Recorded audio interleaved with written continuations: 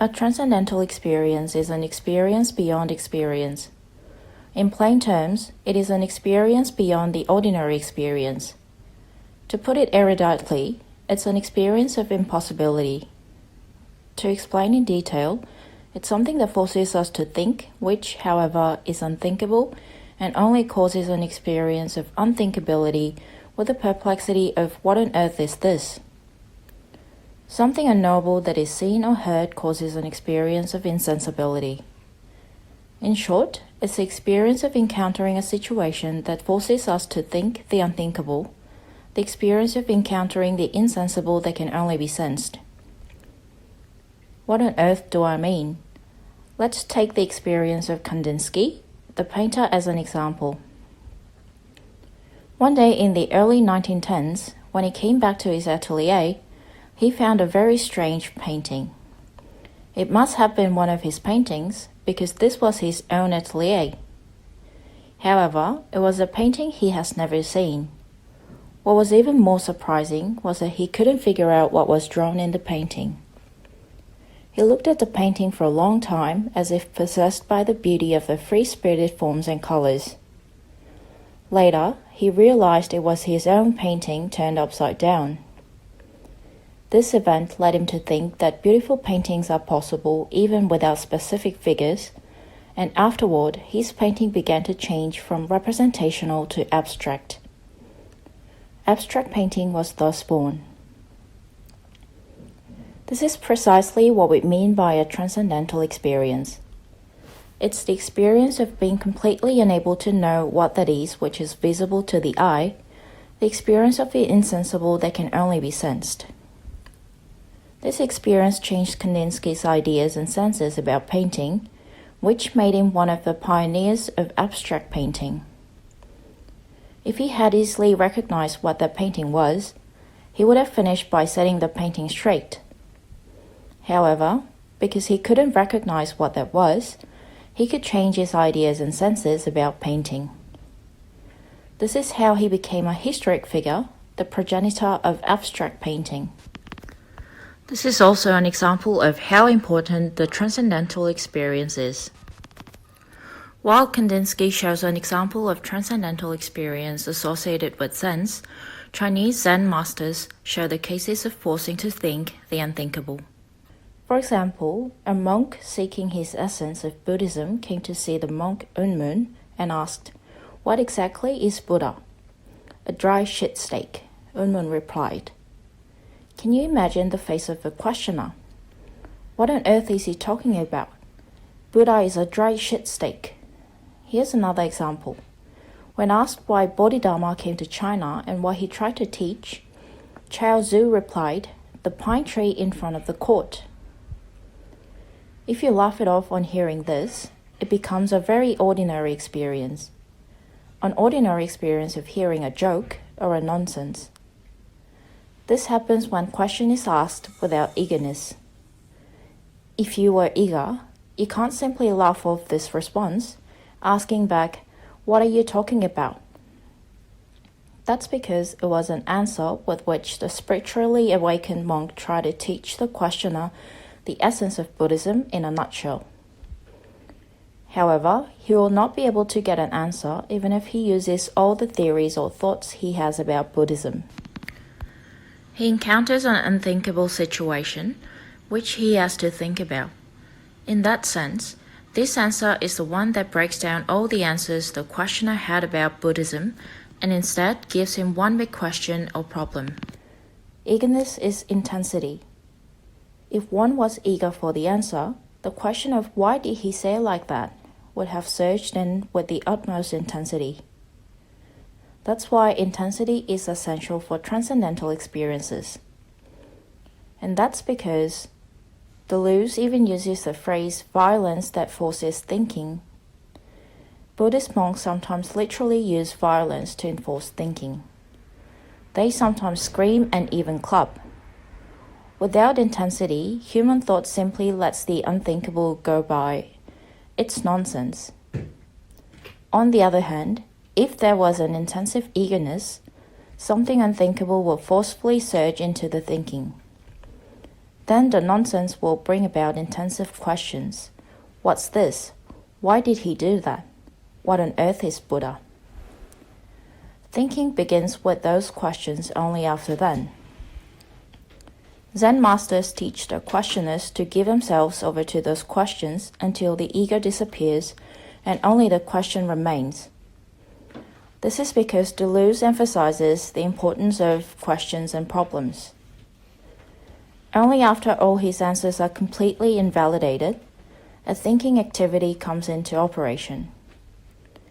If we already have answers, we don't need to think. We can find the answers we want by utilizing the answers we already have. When thinking according to good sense, we don't think in fact. The one that thinks is not me, but good sense. We begin to think when it is unable to think while it is necessary. The violence by impossibility is exactly the main point of the transcendental experience. The violent intrusion of what stops our thinking ability is exactly the force that makes us truly think. Transcendental experience is a very important concept in the philosophy of difference. Experience is usually based on what we know and are familiar with.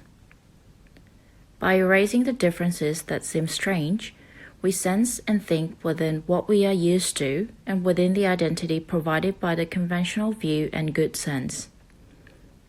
We look upon what seems strange as something trivial, error, joke, or nonsense and let it go by.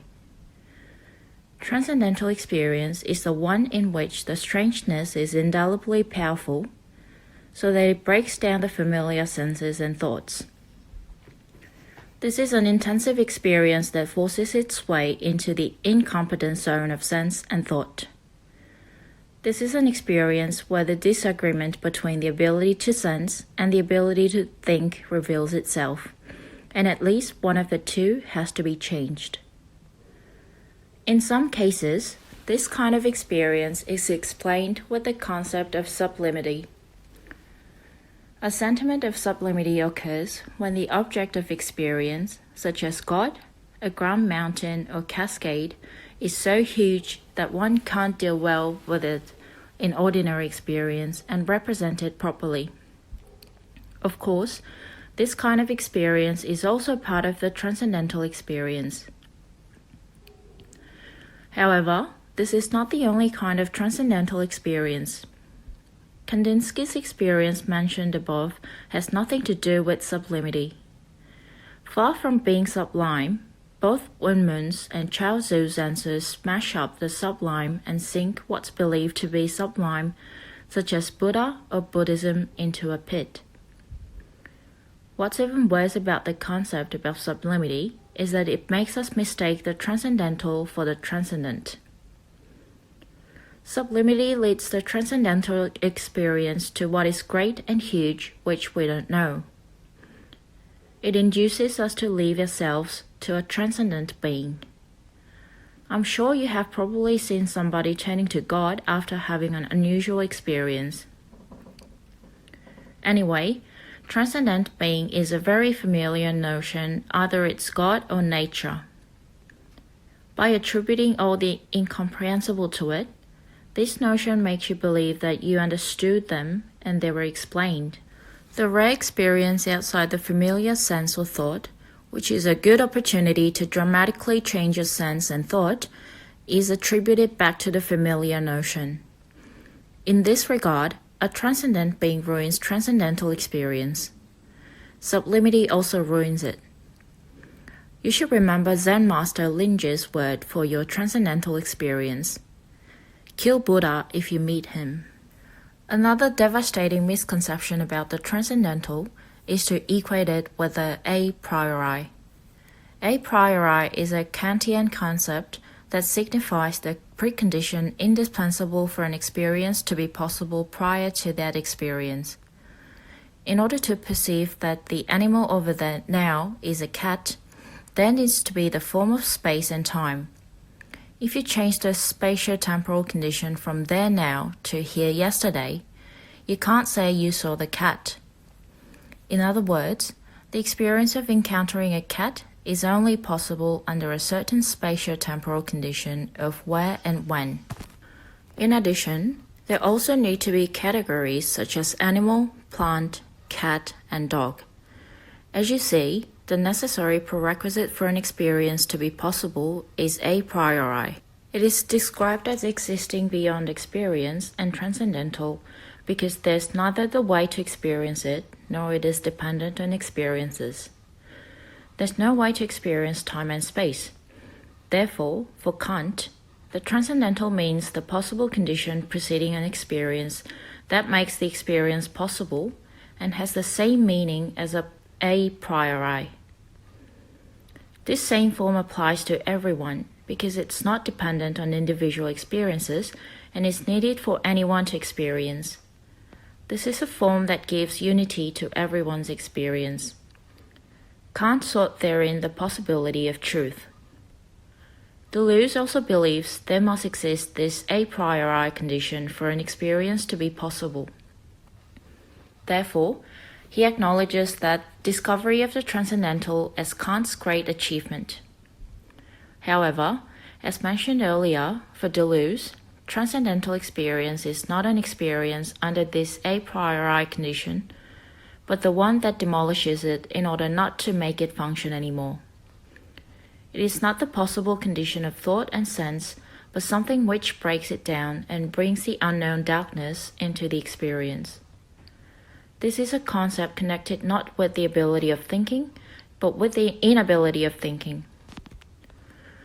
Therefore, it would be appropriate to say that the transcendental of Deleuze is contrary to that of Kant. The transcendent and the a priori are two enemies that ruins the transcendental experience, Deleuze says. These two enemies are even more devastating because they look similar to the transcendental of Deleuze. The magnitude of an extensive size is of importance in the thought of sublimity and the transcendent, whereas in the thought of the transcendental, what is important is intensity. The intensity surging up into sense and thought, the intensity destroying even the transcendent being. Whereas what matters to the a priori is the ability to make experiences possible, what matters to the transcendental is the inability to push the experience into the darkness of impossibility. The inability that scatters into the dark earth and thereupon becomes a fertilizer for another sense and thought. Only when the familiar and things that let you judge as the way you know are broken down, will the true experience with what you encounter now be possible.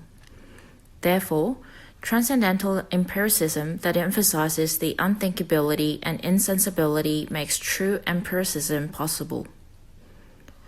Whereas the transcendental, the a priori of Kant, is the principle that governs all the experiences, the transcendental of Deleuze is the one that gives the experience the right to govern everything as it destroys all the principles preceding the experience.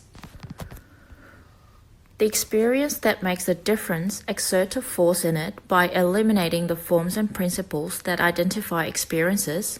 That is exactly the transcendental experience.